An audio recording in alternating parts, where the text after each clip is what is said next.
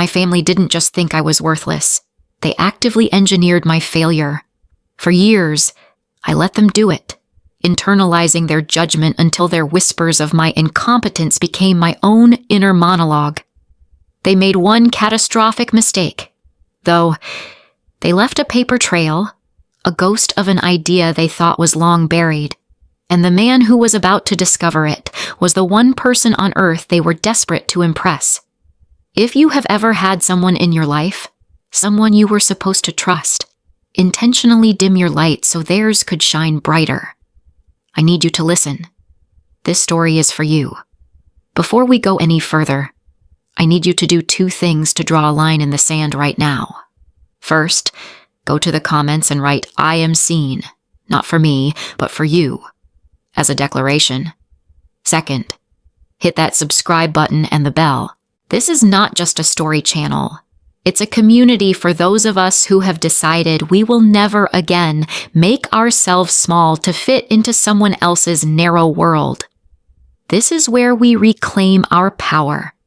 Now, let me take you back to the Tuesday afternoon when their carefully constructed world began to unravel.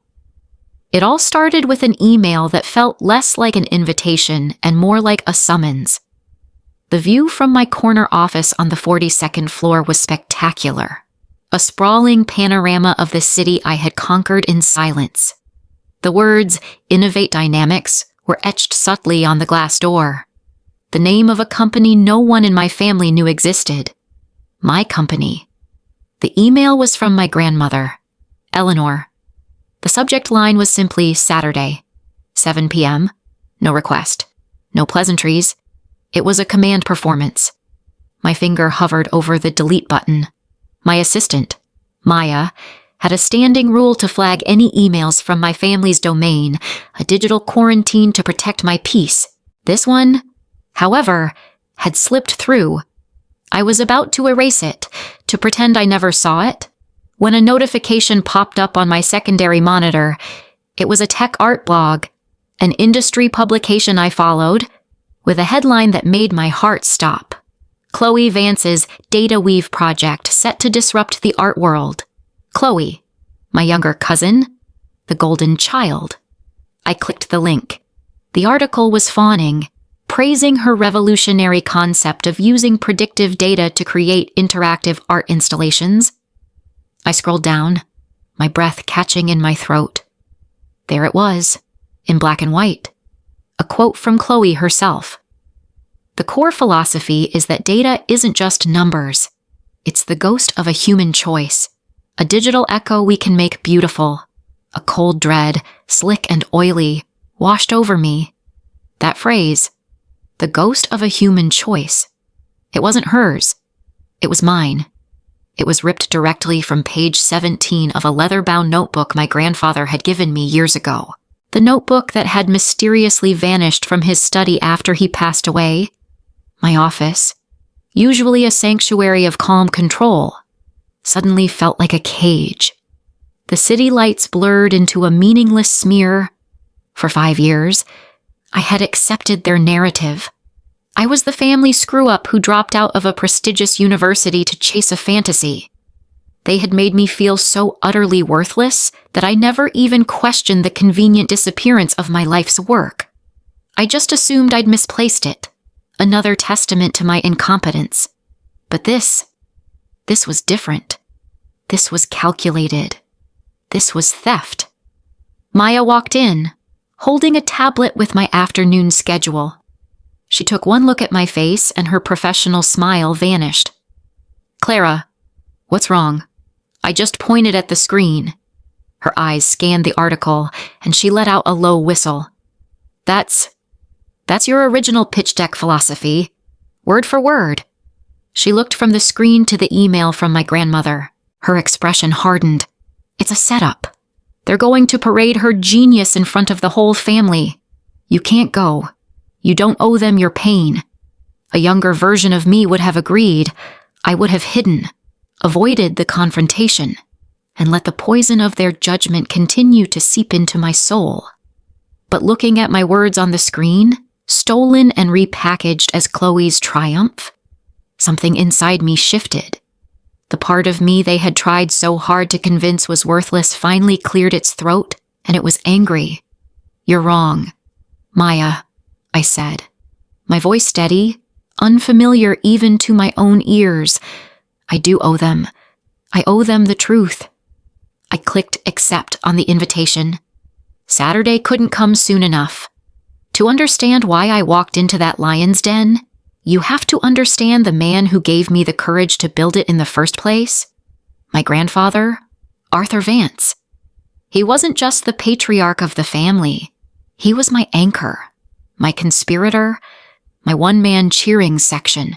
While the rest of the family saw my ambition as a flaw, a messy deviation from the prescribed path of a suitable marriage and quiet charity work, he saw it as a fire worth fanning. My mind always goes back to his study. It was the one room in that cavernous, silent estate that felt alive. It smelled of old leather, pipe tobacco, and the acidic tang of aging paper. It was my sanctuary. I was 19, a disillusioned Ivy League sophomore, and I had just told my family I was dropping out to pursue an idea. The fallout was apocalyptic. My grandmother, Eleanor, had looked at me as if I'd announced a career in setting money on fire. My parents just wrung their hands and lamented what the neighbors would think. But Grandpa Arthur just listened. He sat behind his enormous mahogany desk, steepled his fingers, and let me pour out my entire chaotic, brilliant, terrifying idea for a company that could read the echoes of human choice in raw data. When I finished, breathless and expecting judgment, he just smiled. "They think you're a dreamer, Clara," he said, his voice a low, comforting rumble. "Good. No one ever sees the dreamer coming until they've already changed the world." He was the one who helped me sketch out the first algorithms, right there on his legal pads. He'd challenge me, debate me, push me. He saw the gaps in my logic before I did. And he was the one who saw the fear in my eyes when I told him I didn't have the capital to even start. I remember the afternoon he called me into the study a week later. The air was thick with the smell of an autumn rainstorm outside. He pushed a thick manila envelope across the desk. Inside were documents, legal papers. He had taken out a second mortgage on a property he owned, a property no one else in the family knew about. It was a substantial amount, enough to build a prototype, enough to fail and try again. My hands were shaking. "Grandpa, I can't. This is your retirement. This is everything." He leaned forward, his eyes locking onto mine with an intensity that silenced all my protests. "This isn't a gift. Clara, don't you dare treat it like one. This is an investment, a stake in a champion. I'm betting on you. Now, you go out there and prove my bet was a smart one." He then tapped the leather-bound notebook where we'd outlined everything. "And this," he said, "this is your Bible. Guard it with your life. A good idea is rarer than gold." He mentioned an old business rival of his, a man named Davenport. Even a brute like Davenport would know a good idea when he saw one. And this, my dear, is a great one. That was the last real conversation we ever had. 2 months later, he had a massive stroke. He was gone in a week. The light of my world went out. The funeral was a blur of black dresses, hushed whispers, and the suffocating scent of lilies. But the real funeral, my funeral, happened a week after that. Eleanor summoned me to the main living room. The study, his study, had been locked. The room was cold, stripped of his personality, smelling only of lemon polish and old money. My parents were there, as was my aunt and Chloe. They sat like a tribunal. Eleanor didn't waste time. She placed the same manila envelope I remembered on the polished coffee table between us. It landed with a soft, damning thud. "We've been going through your grandfather's affairs," she began, her voice devoid of any warmth. It seems, in his final months, his judgment became clouded. He made a rather significant financial decision, An unsecured loan? To you? For some sort of project? She slid the papers out. My father wouldn't look at me. Chloe watched with a kind of detached curiosity, like a scientist observing an insect. I was going to pay him back, I whispered, my voice sounding small and foreign in the cavernous room. The company, it's starting to work. Eleanor let out a short, sharp sound that was almost a laugh. Oh, I'm sure it is. But you must understand, Clara, this is no longer a family matter. This is an estate matter. And the estate sees this as a reckless, foolish decision made by a man who was not in his right mind. You took advantage of his love for you. The words hit me harder than a physical blow. It wasn't just an accusation of financial irresponsibility. It was an accusation of moral bankruptcy. She was painting me as a predator, a vulture who had preyed on her dying grandfather. She wasn't just calling my idea worthless. She was saying I was worthless, and that I had proven it by manipulating the one man who believed in me. The family sat in silence, their silence a resounding chorus of agreement. There was no defense. My grief was too raw, my shock too profound. The tribunal concluded that the debt would be held over me, a permanent black mark against my name, a constant reminder of my failure and my betrayal. Later that evening, I managed to get the key to his study. I just wanted to sit in his chair, to feel his presence one last time. I opened the top drawer of his desk, looking for my notebook, my Bible, the one thing that held the proof of his belief, the roadmap for my future. It was gone. I searched everywhere, every drawer, every shelf. It had vanished. My blood ran cold. I found Eleanor in the hall. Grandma. My notebook. The one Grandpa and I were working in, it was in his desk. She didn't even break her stride.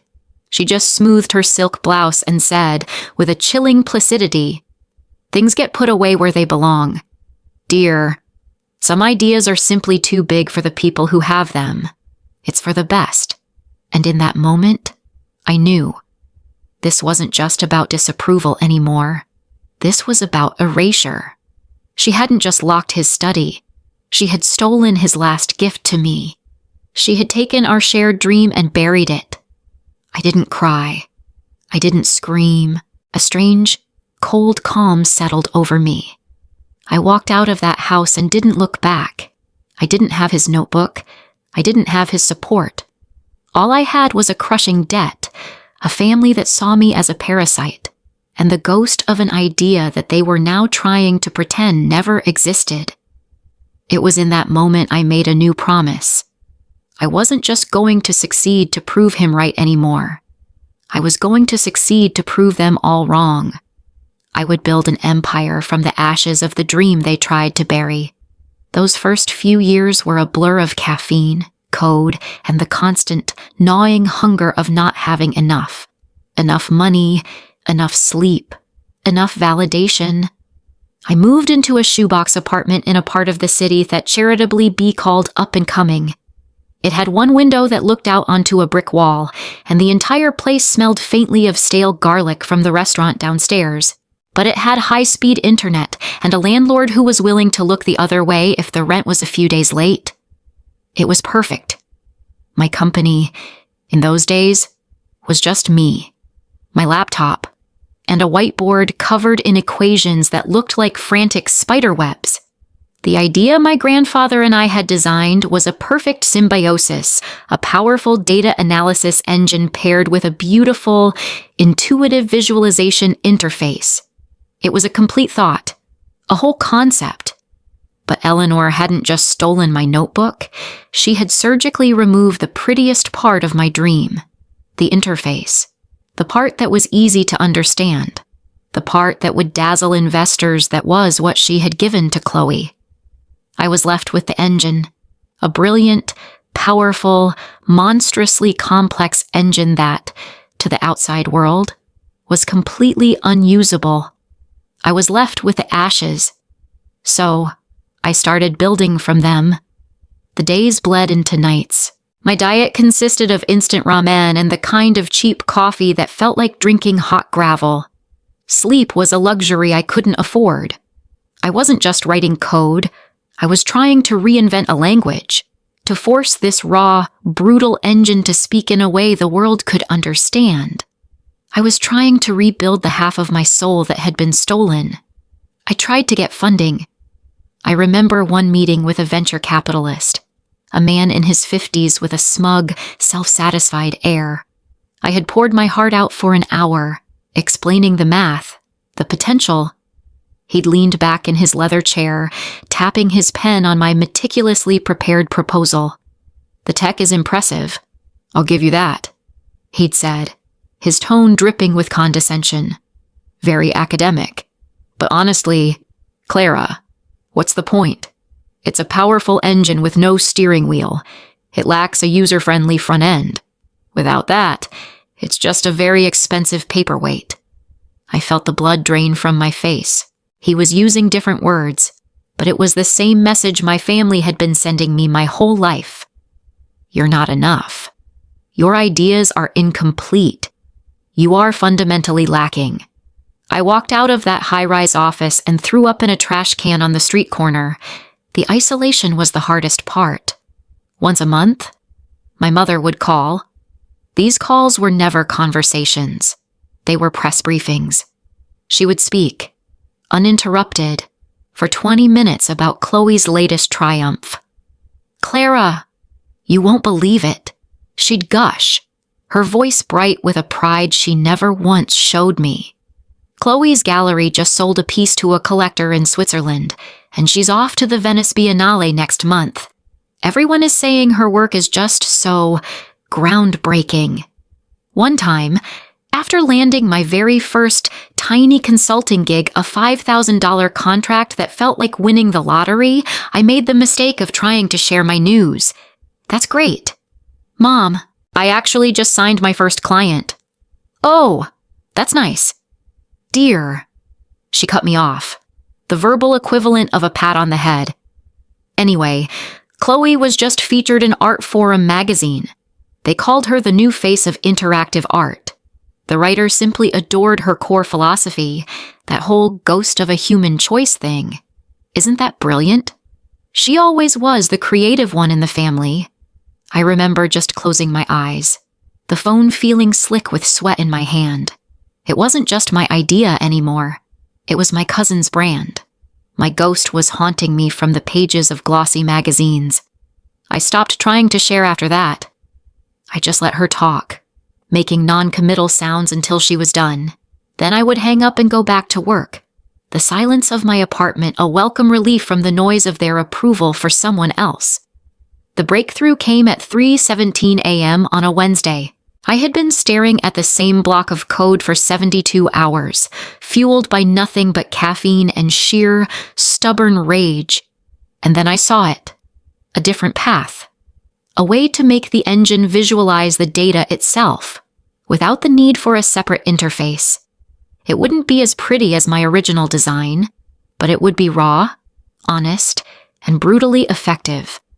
It would be entirely mine. I worked for another 6 hours straight, my fingers flying across the keyboard. When I ran the final simulation, it worked. The screen filled with a cascading, holographic model of pure data, shifting and moving like a living thing. I burst into tears, not of joy, but of profound, gut-wrenching relief. I hadn't just solved a problem. I had survived. That first contract allowed me to hire my first employee. Her name was Maya, and she was brilliant, a recent grad with more talent than experience. I interviewed her at the same dingy coffee shop where I took all my meetings. I couldn't afford an office. I laid out the whole vision, the struggle, the raw power of the engine. I expected her to run. Instead, she just looked at me, her eyes wide with excitement. "So, you're telling me," she said, leaning forward, "that you built a warp drive, and you just need someone to help you build the spaceship around it." I laughed. A real laugh, for the first time in what felt like years. That's one way to put it.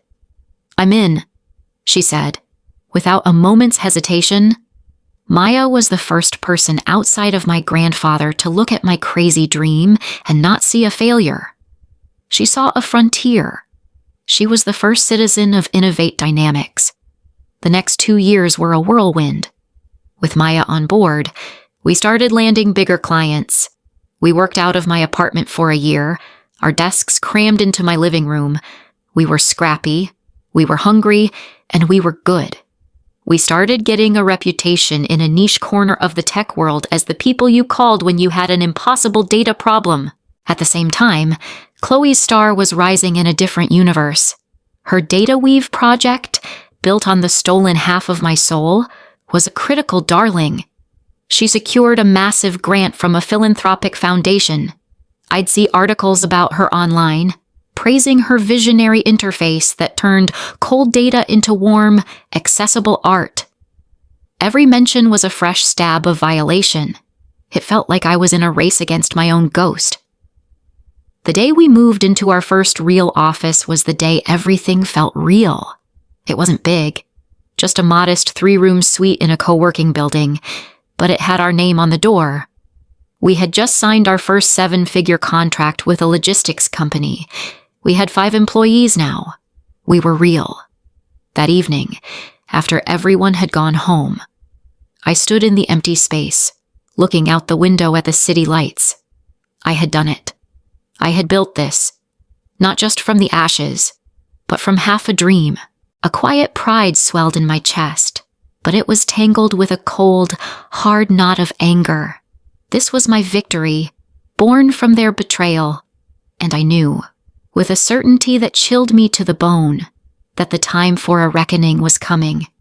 The summons from my grandmother wasn't just an invitation, it was an opportunity to finally confront the ghost. Walking up the stone pathway to my grandmother's house felt like stepping back in time, and not in a good way. The estate stood on a hill overlooking the Sound, a grand, imposing fortress of old money and older grudges. It wasn't a home, it was a museum dedicated to the Vance family's carefully curated image of success, an image I had apparently tarnished by existing. I had dressed carefully for the occasion, not to impress them, but to armor myself. A simple, impeccably tailored black dress, the kind of quiet luxury that screams its price tag only to those who are listening. My posture was straight, my shoulders back. I was no longer the heartbroken girl who had fled this house 5 years ago. I was the CEO of Innovate Dynamics. This wasn't a family gathering. It was a hostile negotiation, and I was here to close a deal with my own past. The moment I stepped through the massive oak door, the temperature seemed to drop 10 degrees. My mother, standing in the foyer, gave me a swift, critical up and down glance. Her lips thinned in disapproval. "Clara, your dress is a bit severe for a party, isn't it? It's a classic." "Mom," I replied, my voice even, before she could respond. My grandmother Eleanor glided towards me, a shark in a Chanel suit.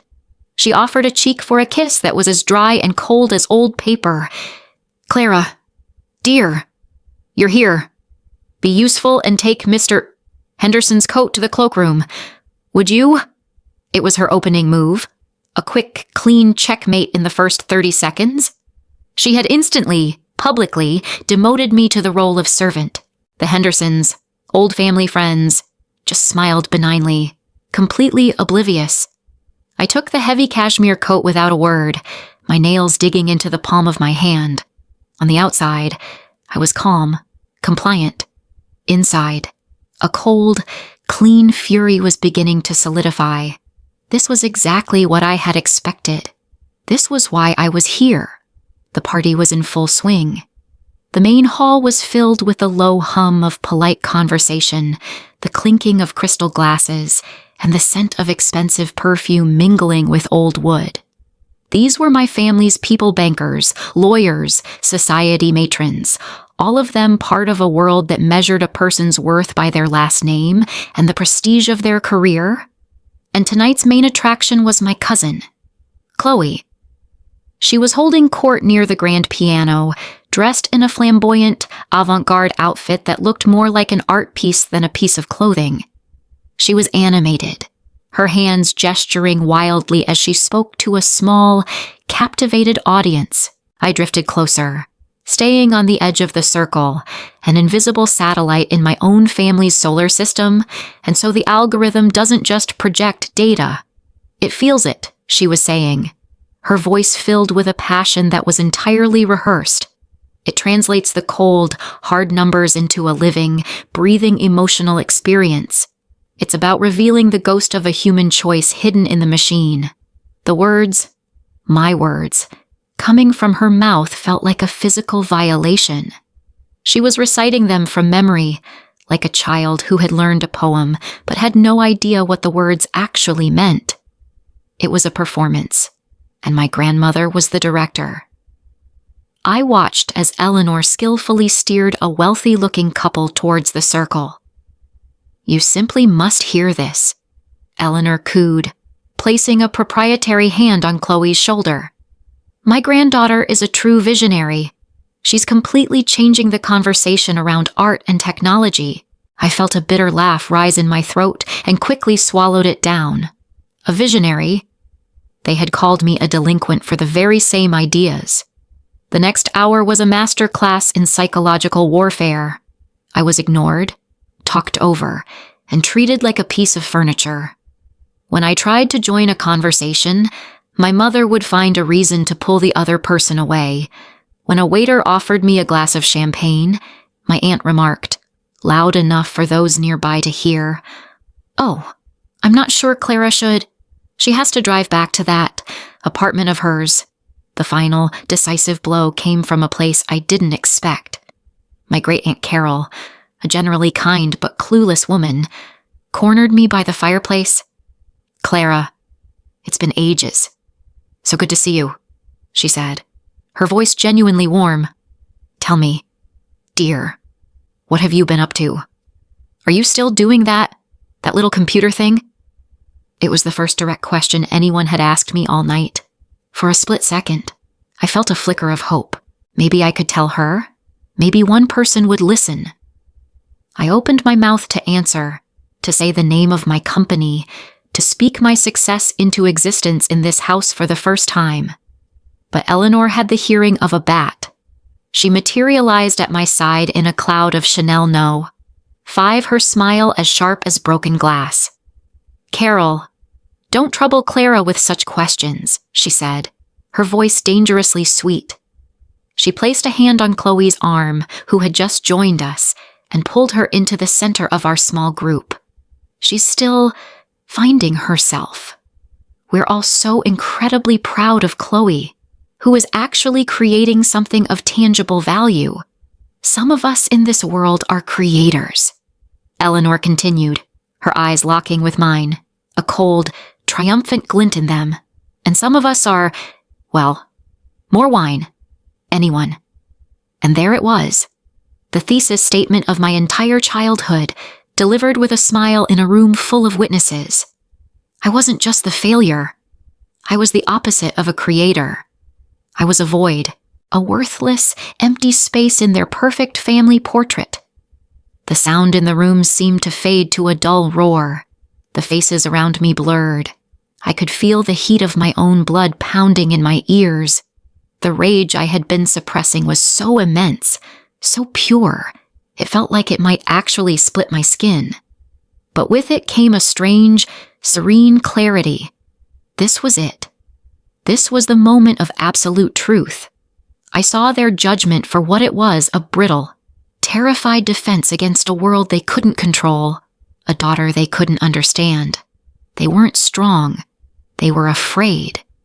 Just as I was processing this, a sound cut through the chatter, a deep, resonant chime from the front door, the doorbell.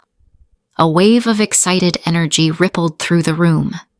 Eleanor's face lit up, her mask of polite society replaced by genuine, greedy anticipation. "He's here," she announced to the room at large. Everyone turned towards the grand entryway. The negotiation was over. The guest of honor had arrived.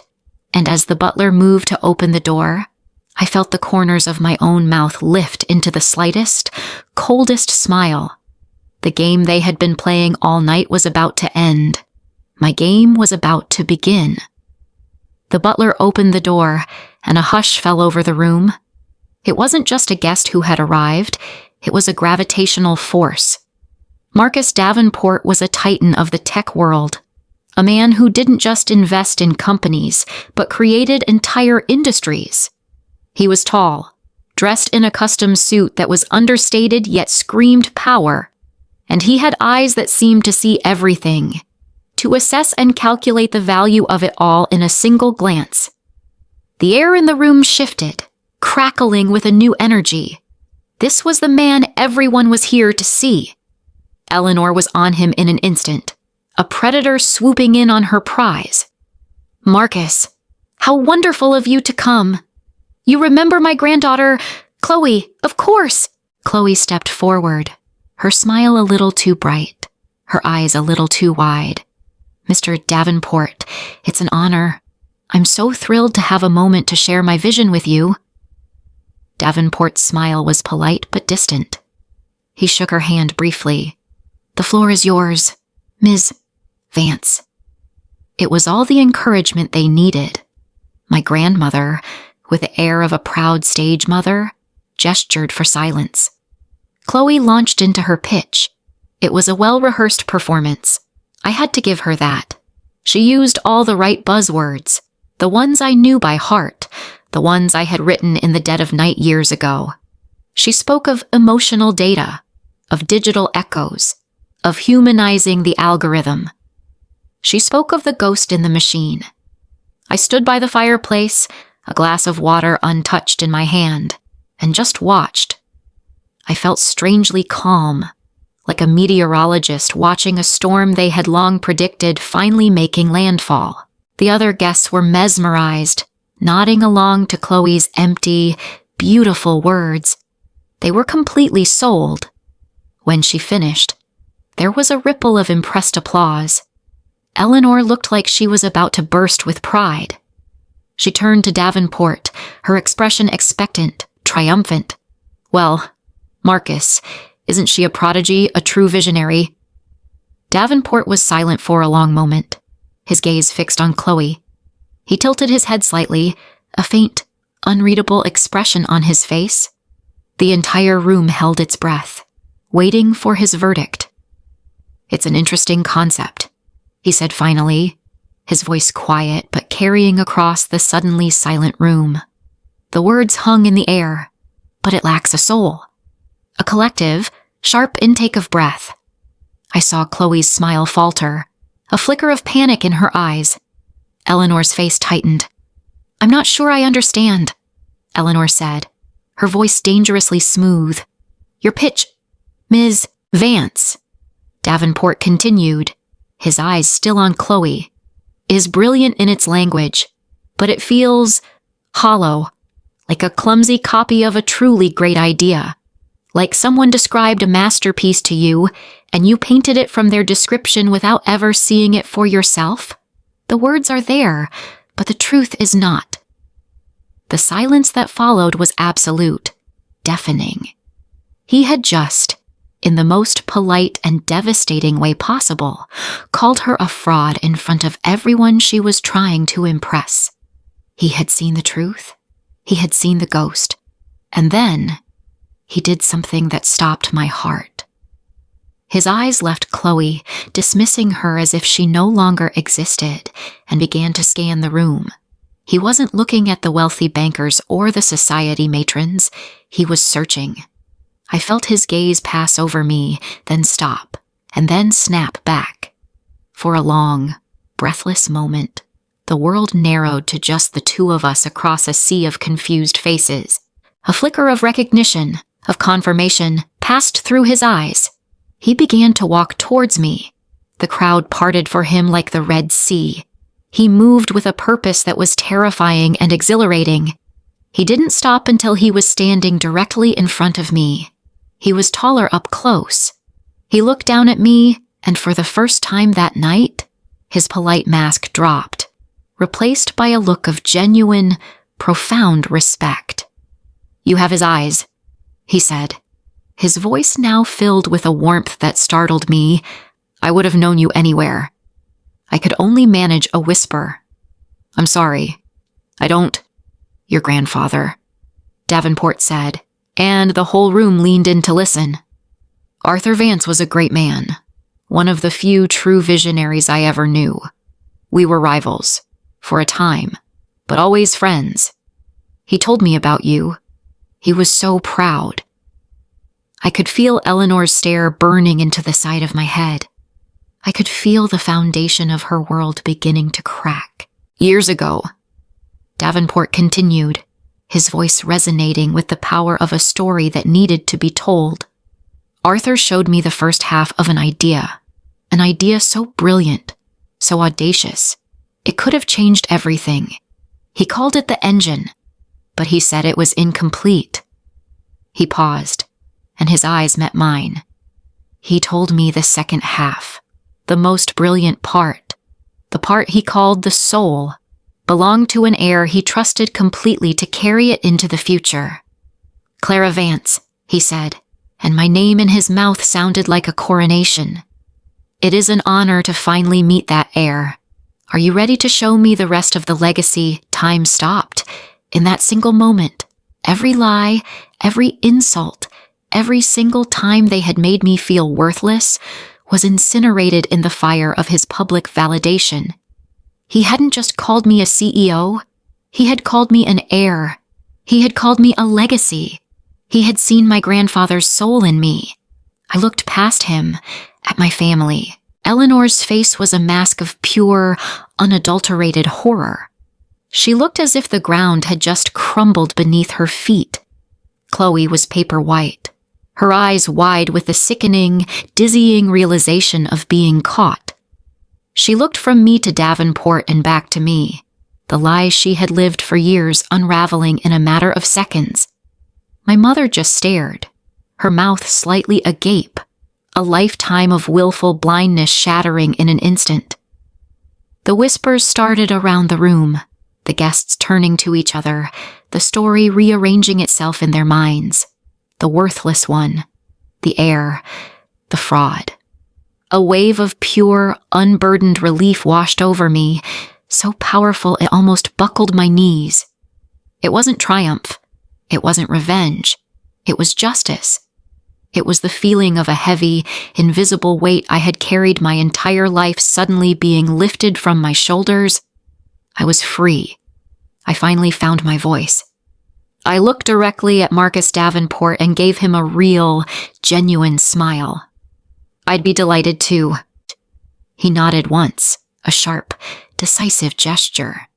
He turned his back on my shell-shocked family, the dismissal so complete it was a physical blow. "My car is outside," he said to me, his voice all business now. "Shall we go discuss how we're going to change the world?" I didn't look at Eleanor. I didn't look at Chloe. I didn't look at any of them. They were ghosts now, echoes of a life that was no longer mine. "Yes," I said, my voice clear and strong. "Let's—" And together, we walked out the front door, leaving the ruins of their perfect party and my old life behind. The silence inside Marcus Davenport's car was the loudest thing I had ever heard. It was a thick, luxurious silence, the kind that only comes from German engineering and a life lived far above the noise of the street. As the gates of my grandmother's estate slid shut behind us, it felt like the closing of a tomb. The frantic energy of the party, the shrill pitch of my family's panic, it all just vanished. I leaned my head against the cool leather of the seat and exhaled a breath I felt like I'd been holding for 15 years. Davenport didn't speak for a long time.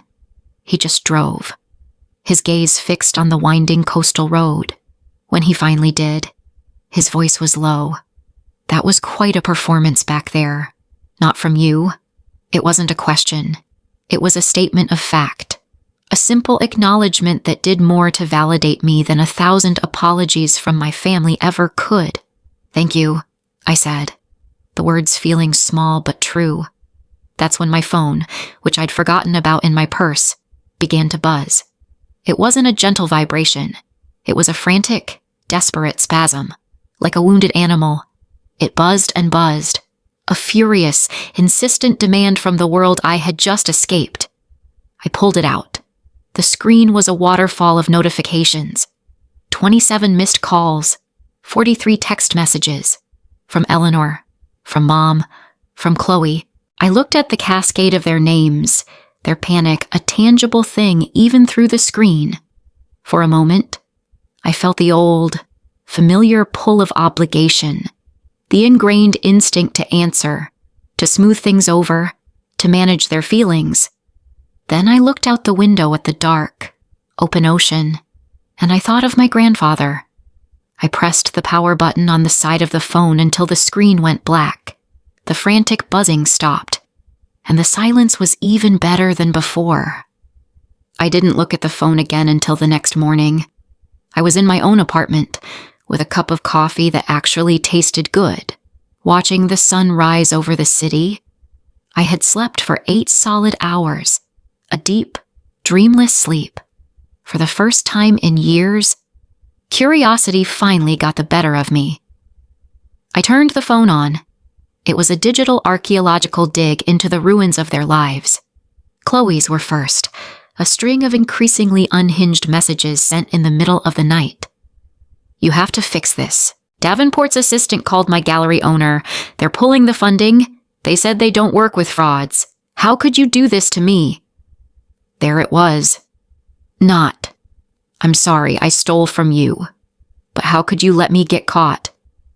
My mother's were next, dripping with a toxic blend of fake concern and emotional blackmail. Clara, your grandmother is beside herself. She's not well. You know how her heart is. You need to call.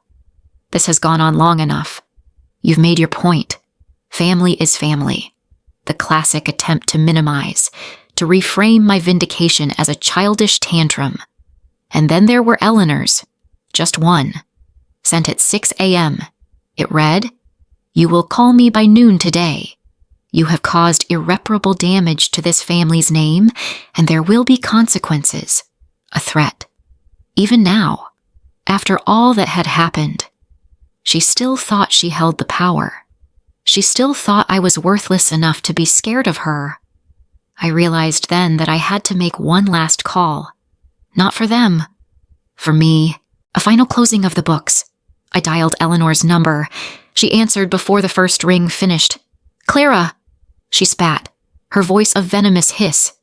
"I have never, in my life, been so humiliated." "I know," I said, my own voice calm, detached. It was the voice I used with difficult clients, the voice that gave nothing away. It seemed to infuriate her even more.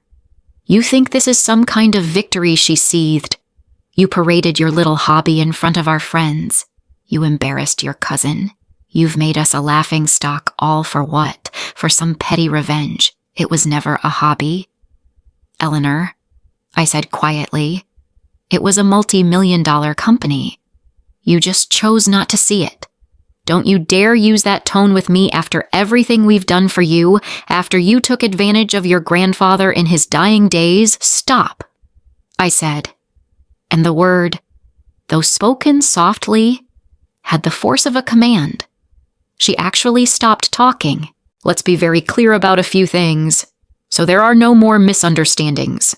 First, the loan from Grandpa's estate has been repaid. The check was messengered to your attorney this morning. It covers the principal, plus a rate of interest compounded over 5 years that I'm sure your bankers will find quite impressive. We are financially concluded." I could hear her sharp, ragged breathing on the other end of the line.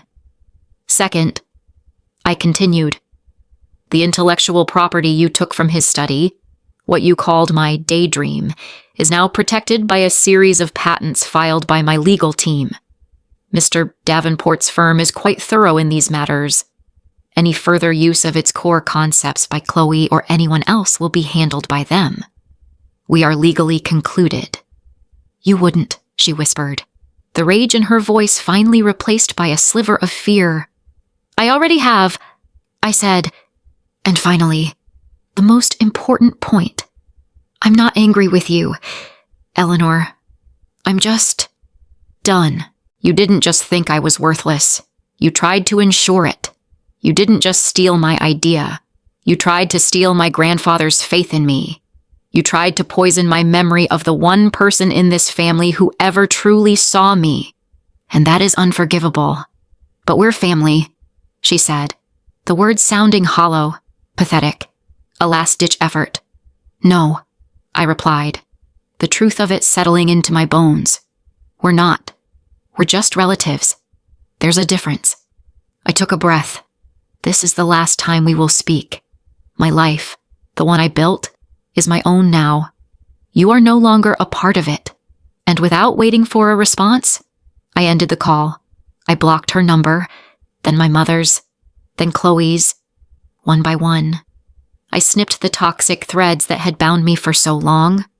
Later that day, in my office, Maya came in with 2 cups of coffee. The news was already spreading through the tech world. She just placed the cup on my desk and looked at me. "How are you feeling?" I looked out the window. The sky was clear, the city bustling with a life that felt new, full of possibility. The war was over. The ghosts were silent. "Quiet," I said, and I realized it was the truest word I had ever spoken. For the first time in a long time, everything is quiet. 6 months later, I stood on a stage in front of 5,000 people. The light was so bright I couldn't see their faces, just the vast, dark expanse of the auditorium.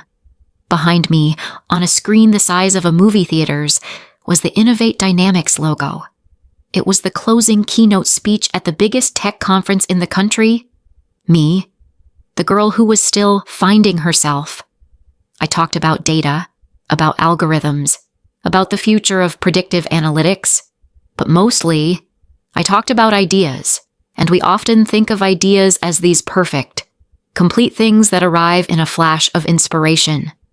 I said, my voice steady, amplified by the speakers, reaching every corner of the massive room. But that's a myth. A true idea, a revolutionary idea, is almost always a fragment, a piece of a puzzle. It's fragile, and it's only as strong as the faith we pour into it. It needs a believer. Sometimes, that believer is you, and if you're very, very lucky, sometimes it's someone else. I paused, thinking of my grandfather's study, of the smell of old books and his unwavering belief. Success, for me, isn't about the exit strategy or the valuation. I continued.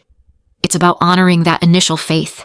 It's about taking a fragment of a dream and having the courage to build a world around it, even when you're building it in the dark. Even when the people who are supposed to believe in you the most are the ones telling you it's impossible. I clicked to my final slide. It wasn't a graph or a chart. It was a simple, elegant logo with the words, the Arthur Vance Legacy Fund. My own journey started with one such believer, I said, my voice thick with an emotion I didn't try to hide. It started with a man who saw a future in me that I was too scared to see in myself. And that's why I'm so proud to announce that Innovate Dynamics is launching a new foundation. The Arthur Vance Legacy Fund will provide seed capital and mentorship to young entrepreneurs whose ideas are seen as too disruptive, too academic, or too unconventional. It's a fund for the dreamers, the misfits, the builders who are told their ideas are worthless. Because my grandfather taught me that the most valuable ideas are often the ones the world isn't ready for yet. The applause started as a ripple and grew into a wave, a thunderous, rolling ovation that washed over me. It wasn't for the tech. It was for the story, for the hope. Later that night, long after the conference had ended, I stood alone in the empty auditorium. A cleaning crew was working in the back. On the giant screen, the logo for the fund was still illuminated. The design was based on my grandfather's signature, his strong, confident script now a symbol for a new generation of believers. I didn't feel a shred of anger towards my family. I didn't feel anything about them at all. They were no longer a part of my story. The quiet I had felt 6 months ago was no longer a void left by their absence. It was a space I had filled with my own purpose, my own voice. I hadn't just reclaimed my grandfather's legacy, I had rewritten it. It was no longer a story of a family's name, but a story of a single, powerful idea that faith in someone can change the world. And standing there, in the quiet dark, I finally felt at peace. My family tried to write my story for me. They cast me as the failure, the one who was worthless. For a long time, I believed them. But the most powerful thing I ever did was pick up the pen and write my own ending. Your story is the only one you truly own. The world will try to write it for you, to put you in a box, to assign you a role you never asked for. If my story resonated with you, if you are tired of letting other people hold the pen to your life, then I hope you'll subscribe and become a part of this community. We share these stories not as entertainment, but as proof. Proof that you are the author of your own life. Proof that your worth is not determined by anyone's opinion but your own. Thank you for listening. Now go and write your own story, and never, ever let anyone else hold the pen.